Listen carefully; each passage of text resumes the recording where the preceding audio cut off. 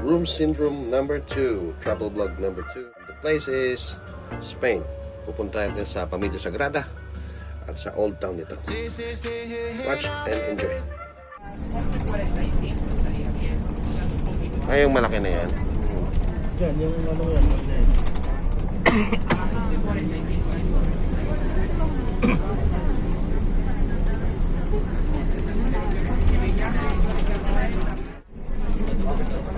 Bali, yung tour na to, we have 3 stop. Tatlong stop siya. So, papalit pa kami ng isang bus na pagdating namin doon kasi sira yung mic. Sira yung mic niya. So, first stop, tingnan natin yung mga stuff na meron siya sinasabi regarding sa Old City. Sabi na maganda rin itong lugar na to, but be careful lang daw kasi hindi mo naman talamak din magnanakaw siguro kung gano'n. Let's see, tingnan natin after this.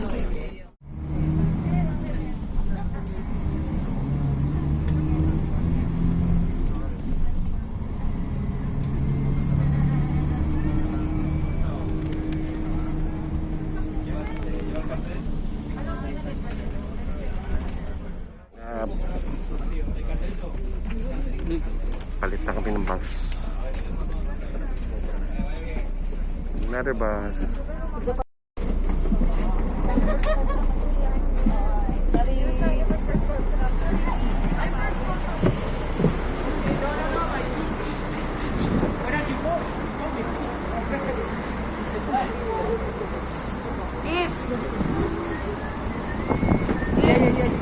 Funny. And outside you can take out your mask. If there is more than 1.5 meters, according to the law, it's not mandatory to have the mask. Then of the bus is mandatory. But of the street, the law of the state is Spanish state. It's not mandatory. Okay, follow me. Let's go.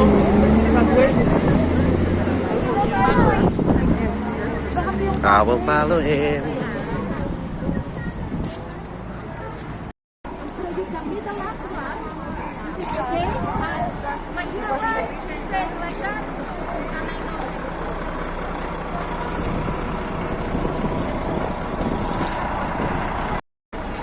Umpisa na kami ng tour. Well, wala rin pinakaiba din sa Pilipinas. May resemblance sa Pilipinas yung mga building dito. Sort of Spanish era. You can see.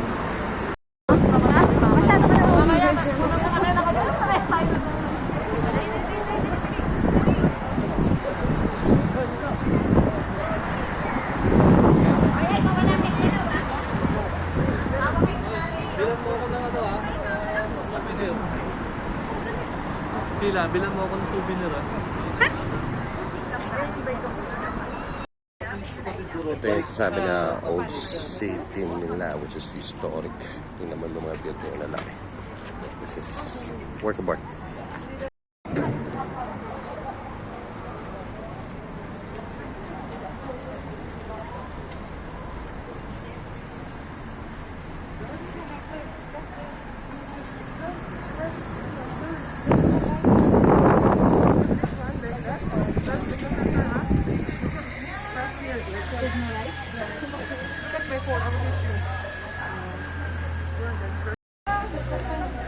Parang naglalakad ka lang sa Pilipinas, di ba? Parehas lang. Pilatom ka nga. Pilatom ka kasi parang pakiramdam dito nang galing ng ancestral mo kasi mas dyan sa Pinas. Hindi naman pagkailayan. Naka-wifi ka na? Hindi, nagbablog ako. Na-record ko lang.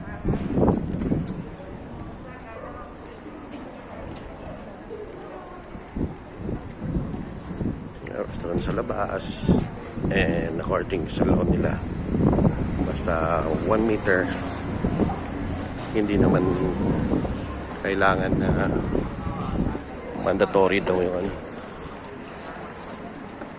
mas dito.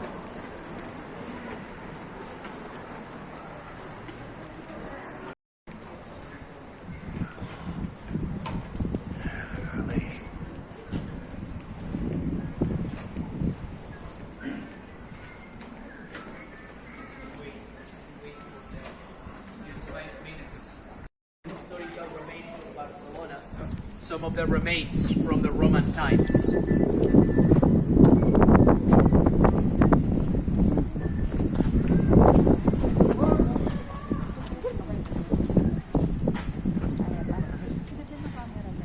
Okay, people, careful with the bike, careful with the men.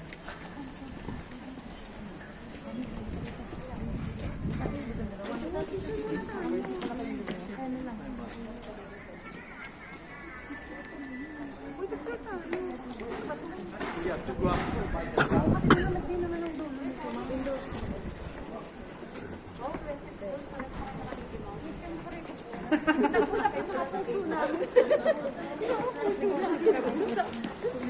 Na mag-Mickey Mouse lang. Kahit di namin alam.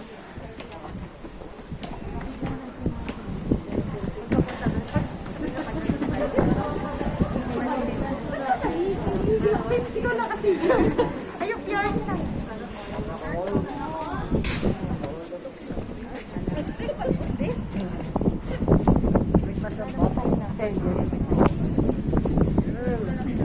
Let's continue.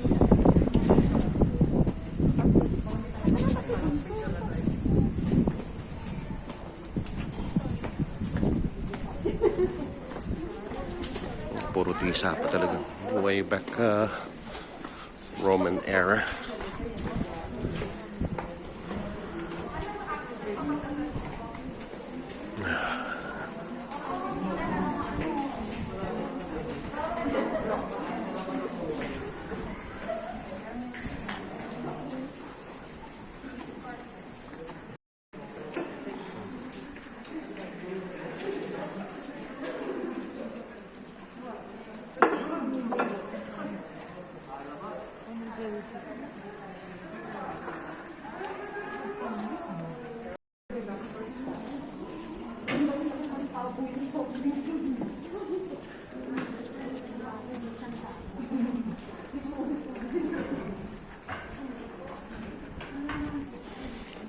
Kita mo yung mga ano nila, talagang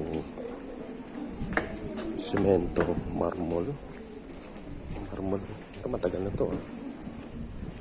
Ang ganda yung syudad nila.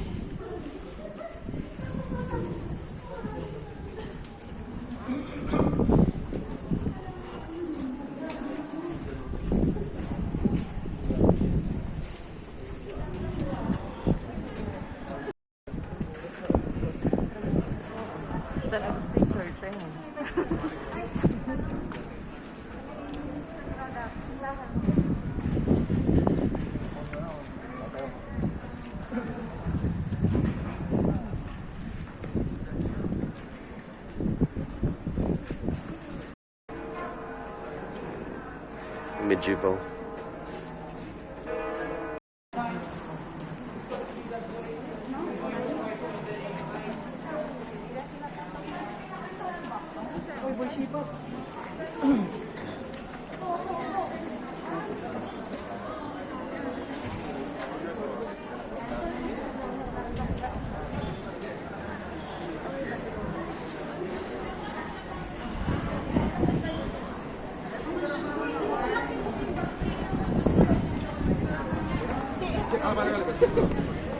Parang dumangkal ng ongpin nito.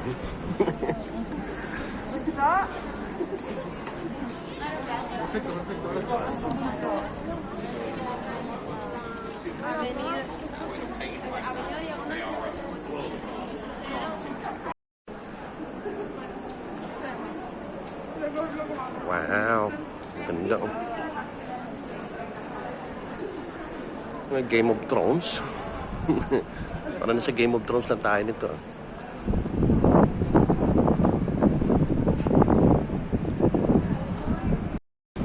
To stay, it's okay, but I mean, because I'm noting that you are even slower than the older people that are embarked on the cruise ship.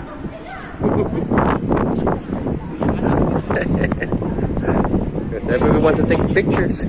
No, I told him he walked them through a shopping area with Wi-Fi.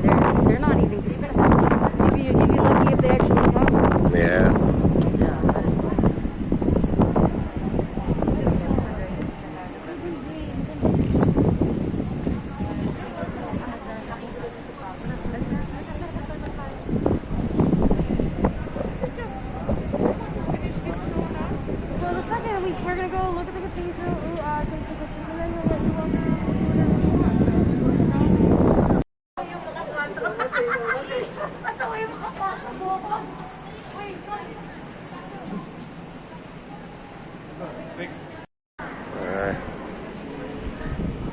Dito kami sa Museo de Historia de Barcelona.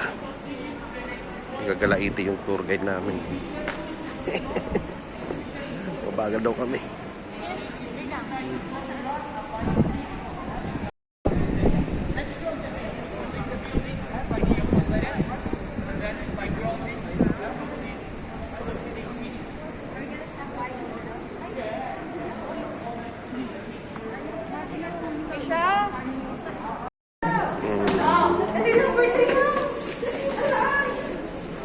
Museum. Start like it.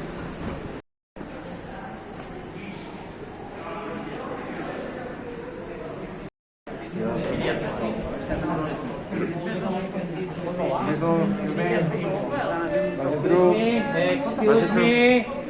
Passing through. Hey, hey, Excuse me. landing. Rápido, rápido.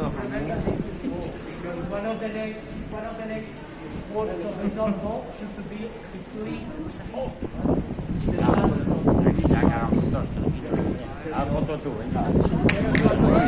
Ay, nahulog.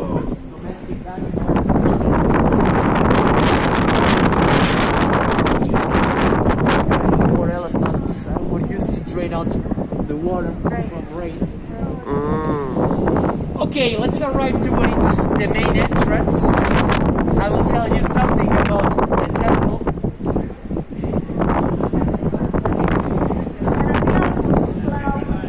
Look at that. Structure. Yeah, I love this cathedral. It's really amazing. Yeah.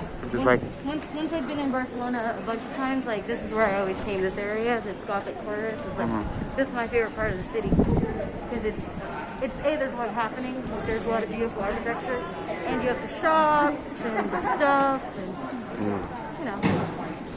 And normally, what you can do is, do you remember when we were driving over here? There was that big statue of Christopher Columbus in that big circle. Yeah. So what you do is you just walk up that main road. You can literally take a right on any of the streets, and you'll end up here. going to Las Ramblas, right?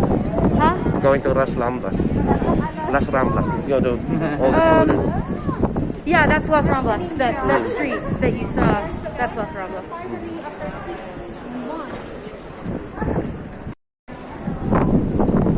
Maraming sa Game of Thrones.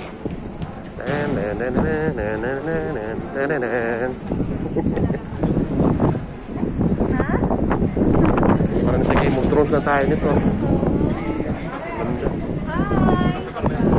Hello. Welcome to Barcelona. Shit, malamig na siya. Hindi na maganda ka.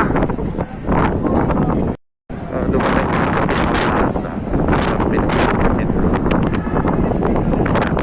Ganda.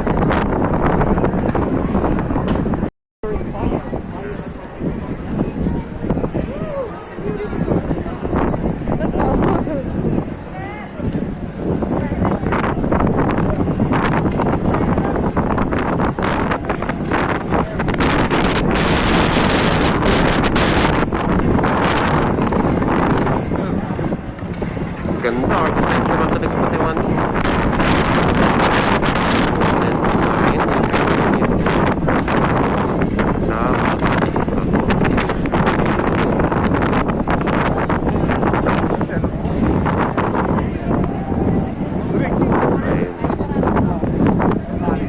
May details.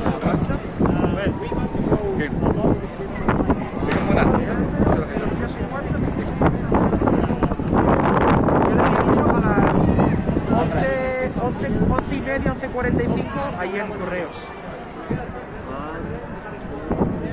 With these Christmas markets, we are not going to enter because they are going to get lost. Yeah. Because my idea it was before to take the bus to take you a little to Las Ramblas, but the people they are walking very slow. After this point, couple of evenings because Christmas time. Bonnet na ako. Malamig na. Kanina okay pa yun. Ngayon sumasakit ang tenga ko sa temperature siguro around 10 degrees. Ang daming tao dito. Number 5. Same as the small figure, it's typical during the Christmas market. The one that it's helping. Number 5. It brings light and prosperity. You know, the people they represent the nativity of Jesus with the small figures, and then it's a kind of joke that brings good luck. That one is typical Christmas souvenir. Okay, Nawala na ako. Hindi ka na maalaman ko saan ang number 4. Ha? Wala nga makita eh. Di ba wala number eh. Yung number dito walang number. parang mas maganda yung ano dito. Maganda shot mo dito pag dito sa baba. Nawala na. Wala na ako sa grupo. Sa dami na tao dito. Naghahanap na ako kung sino kasama. How many people was number 4? How many? You or more people? Around, Only you? Only you was number 4 or more people? more people. More people. No, but is it only you that is lost? Yeah. Right now. Solo él. Solo él, está perdido. vale. Solamente. No pasa nada. lo llevo. ¿De dónde eres? Filipino. De Filipinas también. Yeah. Tiene muchas palabras españolas. Sí, tienen leche flan, sombrero, adobo, Sí. muchas palabras. Habla español poquito. Hablas un poquito de español, muy bien. ¿Hay españoles en el barco a veces o no? Sí, a veces. Probably. Sometimes. Spanish people. Pero si hay 2000, Sí, igual hay 80. sí. Bueno, algunos sudamericanos. ¿Por qué no van con esas compañías de hablar inglés? El español todavía necesita. Yo al barco que hice crucero empezaba en Buenos Aires.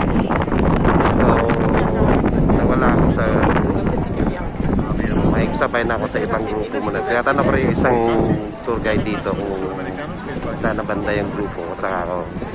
En aquel Solo- barco, como salía de Buenos Aires, pues había bastante.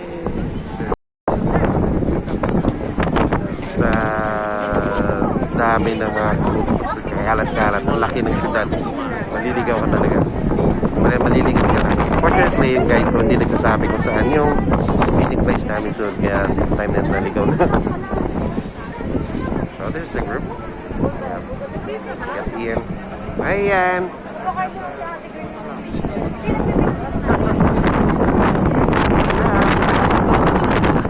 This is our bandmaster. Ah, bandmaster, yeah. And this is Glenn. Wonder Boy.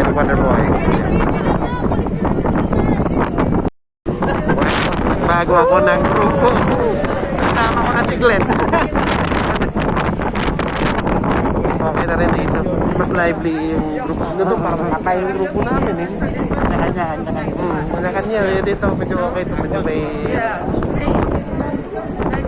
Punta namin sa Villa Sagrada. So, hindi lang ako ang nawawala. Bali, 6 kami dito. Try mo kontakin si Ariel. Naki-join sa group 3. Try mo baka Sablay ang guide namin din sabi saan magkikita. 6 nawala.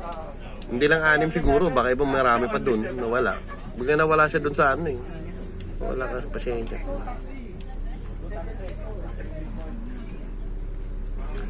So we're going to the next stop. Villa 7.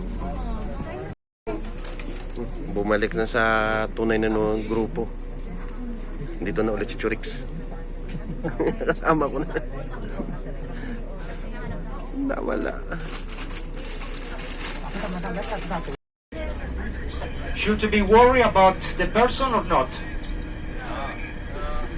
No? Okay. Well, now we are passing by the lower part of Las Ramblas, the area that we have been walking, and around the Columbus Monument, which has been chosen as one of the most representative pictures of Barcelona. The monument dedicated to Christopher Columbus, which commemorates the moment when he was received by the Catholic kings here in Barcelona. He was received by them in one of the palaces that we have seen on the Gothic quarter. Then on the right hand side, this part of the maritime facade, the old port of Barcelona. This area has been very well restored, clean, after the Olympic Games. The Olympic Games were in 1992, were very important event for Barcelona.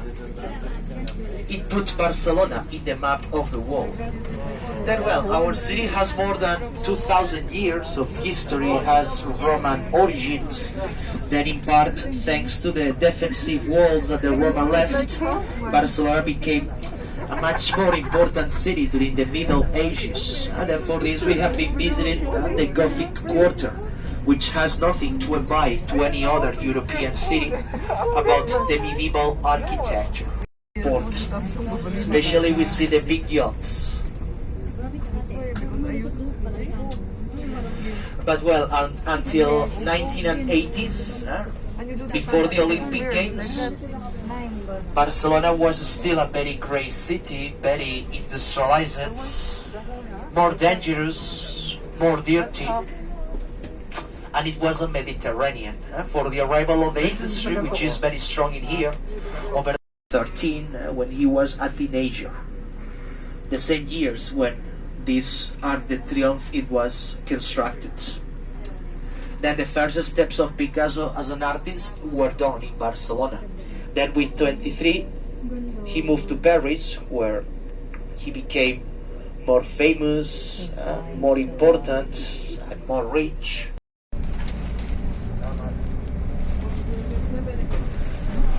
Well, just very few moments, we are about to arrive to Plaza Catalunya, Catalunya Square, the city center. Then the main square divides the Gothic Quarter down there on the left, which is the medieval city. Narrow streets, small squares, and then from the square to the upper part, the quarter of La Champla, where we are going to find larger, wider avenues. Well, from the lower corner, from the opposite corner, the beginning of Las Ramblas. We have seen a little the lower part of Las Ramblas. And from this upper corner, Passeig de Gracia, or Gracias Avenue. Remember, the two most famous streets of Barcelona, they finish or they begin by the main square. This one is very crowded as well, little less than Las Ramblas. It's more elegant. This is the Gracias Avenue. It's like the Champs-Élysées Avenue in Paris, the Art Nouveau architecture. Then the second important one is the one in brown color. Seems like a chocolate house because the owner, Mr. Amédier, he was dedicated for chocolate production. And then the last one with green colors, that's the Batlló house by Gaudí, which represents the legend of Saint George.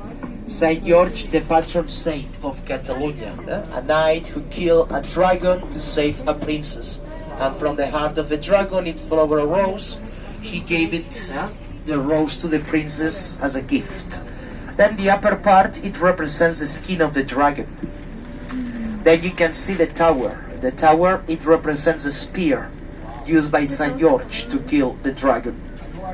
The wrought iron of the balconies, the helmet of the warrior. Then see the big window at the first floor. It was used by Batlló family to see the avenue, but also to be seen by Barcelona to show their richness, their power, and their importance.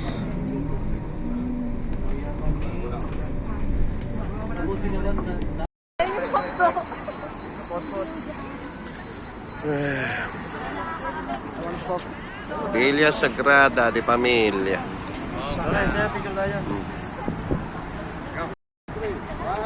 Nakarating kami dito sa Villa Sagrada de Pamilya.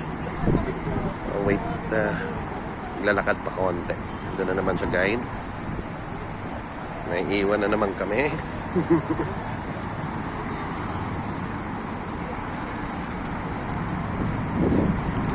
Few more walks. Kita na natin. Cannot see or recognize the meeting points. Yeah, we have to hard group because you really can see like flexible. Yeah, you saw it for this. Like, you know, it's you're gonna blend in. Blend in. I've blended more in this city than you do. That's fine. We have to like literally.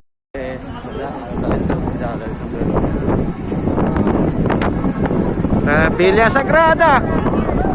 Diyos.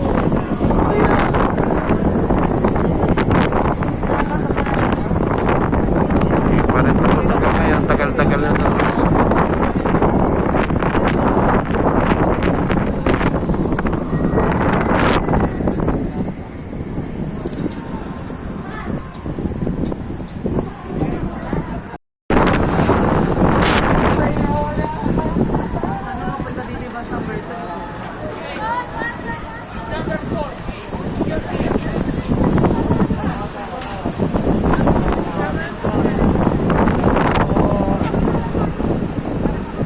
Okay, can you listen me, all of you? Alright. Okay, this corner will be our meeting point. Alright. The hour, in just 1 hour. So at quarter to 2. At 1:45, quarter to 2. Here. So you got 1 hour. You explore the area, not only this side, you can arrive to the other facade to take some pictures. There are many shops around Sagrada Familia. There are different bars. For example, I think that someone was looking for the Kentucky Fried Chicken, which is over Kentucky Fried Chicken. Then in that street you got the Burger King, McDonald's, Five Guys. Okay. Well, free time, please. Careful with your personal belongings. Careful with your personal belongings. In 1 hour, I see you here. Alright. Thank you. Hey! Hey! Kita na. Doon, souvenir shop na doon. Dumating na tayo sa pinaka main event. Villa Sagrada.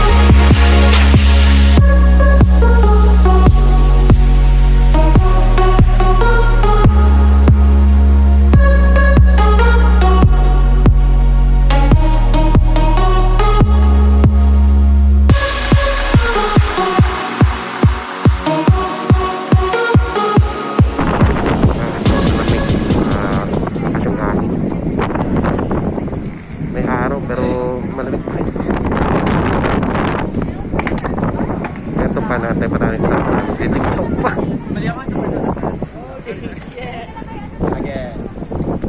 Isang oras na kami dito. Ay, yung oras namin sa TikTok.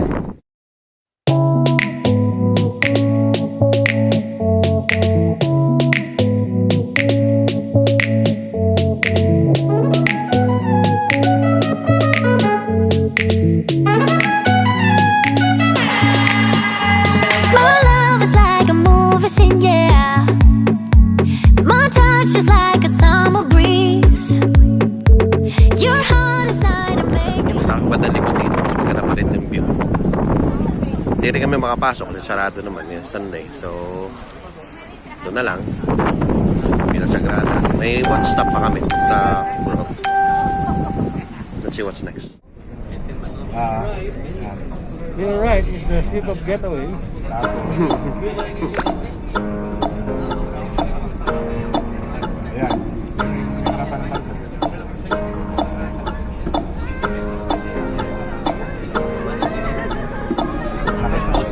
What do you mean?